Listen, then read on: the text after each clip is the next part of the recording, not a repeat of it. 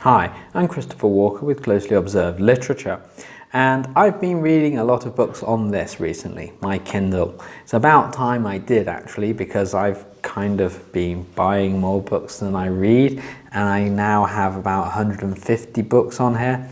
Oh, it's Amazon. They keep selling these books that are really good for about £1 each. What am I to do? Say no to that? Are you kidding? Come on. So in this video, I'm going to go through some of the books that I've read in the last month or two and give you some impression of them and tell you if they're worth getting. So let's start off with a book by Mikhail Bulgakov. Now you'll know Bulgakov from his famous book, Master and Margarita. Well, this one is called A Dog's Heart. And it's a kind of retelling of the Frankenstein legend in a way. There's a Russian doctor who performs plastic surgery operations on people so that they can recapture their youth. And as an experiment, he takes a dog from the streets and he makes him human. The descriptions that Bulgakov gives during the operation, there's a chapter devoted to the operation, turning this dog into a man. My goodness, it turned the stomach. I've not read that much horror. And the horror that I have read has never really worked much for me. I've not gotten much from it, but whew, you know, I had a feeling right here and it kind of hurt. I was glad that I wasn't reading it over lunch, to be honest. But once you get past there, it moves on to the satire, and the satire is just as on point as Bulgakov ever was, kind of highlighting the absurdity of society, certainly Russian society in the 1920s, you know, the dawning of the communist era. So it's a short read, it's really a novella, but yeah, if you can get a cheap copy of it, or even if it's not that cheap, it's definitely worth having a look at. The next one is Marrying Off Mother and Other Stories by Gerald Durrell. Now, Gerald Durrell you'll know from My Family and Other Animals, which was the first book he wrote, I think, and it was set in his childhood days on the island of Corfu, back before it became overrun completely with tourists, so it was still quite a nice place back then. And he was right from the start of his life a real kind of naturist. He loved going out looking for animals and things like that, and he's become very famous since then, up until his death and beyond, I suppose, with his stories of animals and forming private zoos and things like that. I've read a number of his books and they're all good. Marrying Off Mother and Other Stories is a little bit different because I've not really read any of his short stories before.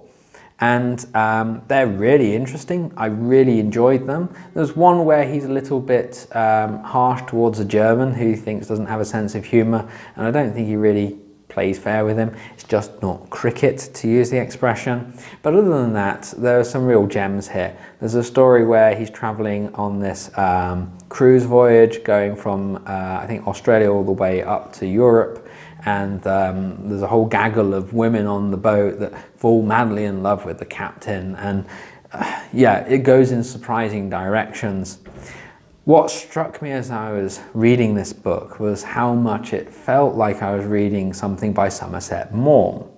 I don't know if it's just the way that Maugham wrote, there's a universality to it, but when Durrell does the same thing as he does here, you'd struggle to tell the two apart. They're kind of, in a way, comedies of manners in the way that Maugham was the master of that sort of thing, but it made it really good, and I was really captivated and I sped through it. I'm not a fast reader these days, not as I used to be. Was I ever a fast reader? I was never a fast reader.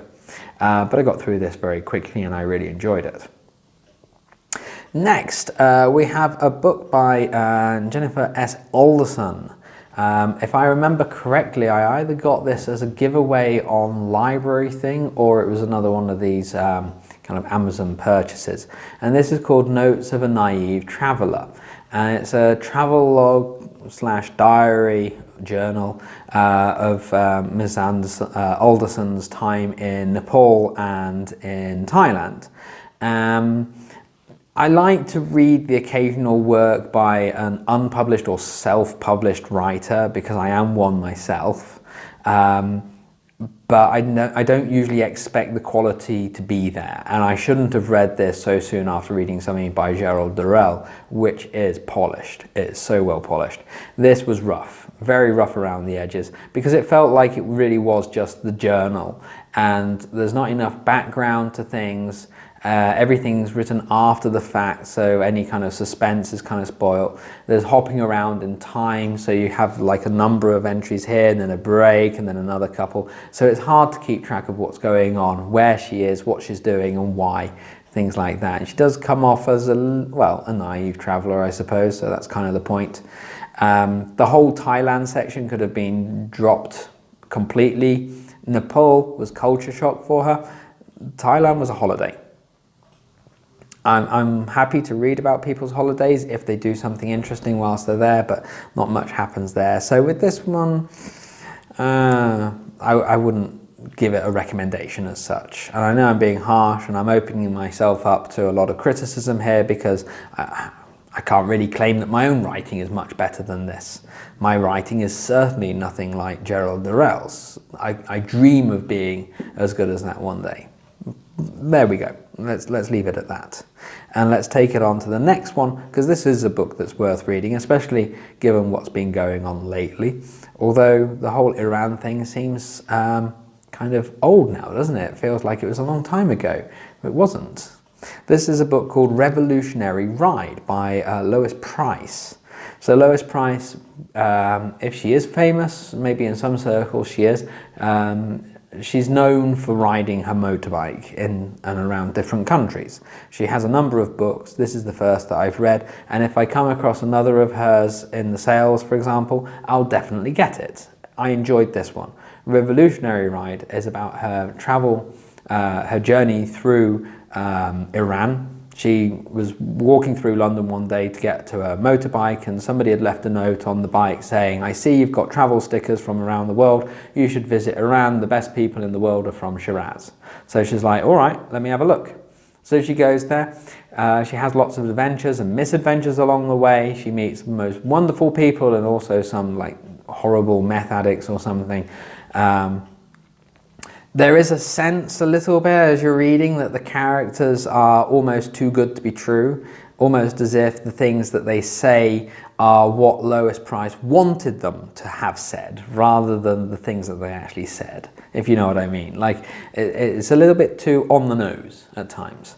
But if you can get past that, there's some really nice descriptions of the places that she visits, and I suppose in a way she accomplishes one of her great aims, which is to get people like us, people like you and me, to visit Iran. I would love to go there now.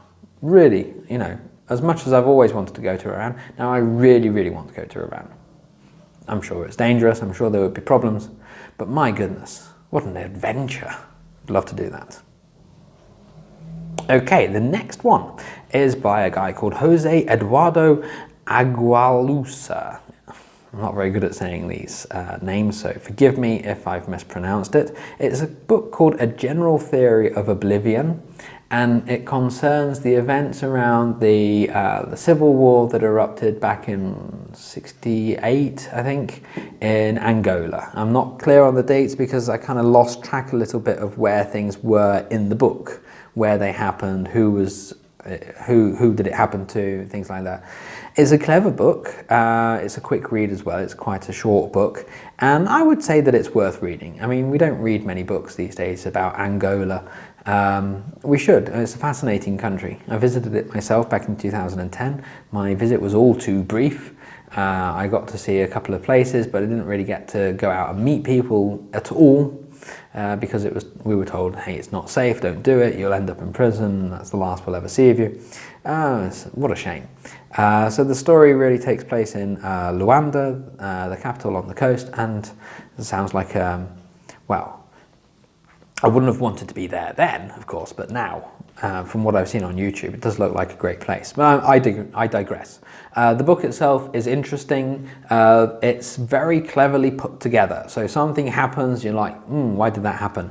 And then there's a kind of Christopher Nolan thing where you return to it, but from a different side. You have no idea what's going on, and boom, everything is explained to you. So yes, I really enjoyed some aspects of the book, but other times I kind of felt a little bit like I was struggling just to keep going through it, because when the writing isn't about the story, when it's trying to be writerly writing, doesn't succeed quite as well. And I don't know if that's because of the original or because of the translation. There is always that question in these sort of regards.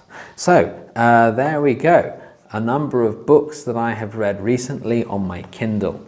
I am getting more used to reading books on my Kindle. I still prefer to read paper books, paperbacks, you know, hardbacks if I'm not stuck having to carry it around everywhere. But it's amazing, isn't it? You've got so much that you can carry around with you like this. What's the biggest problem with the Kindle? Oh, I know.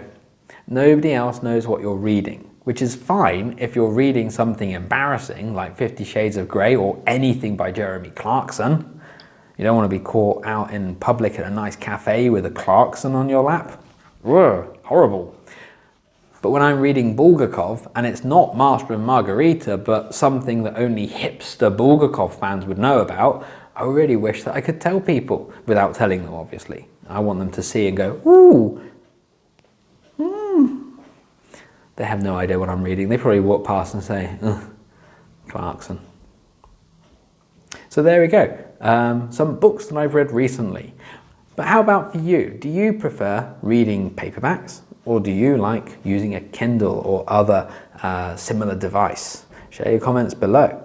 Have you read any of the books that I've talked about in this video? Again, share your comments below. I like getting comments on this channel. I've had some fantastic comments. The quality has been top notch, apart from one guy that didn't like my videos. What does he know? I mean, maybe he does. Until next time, bye bye.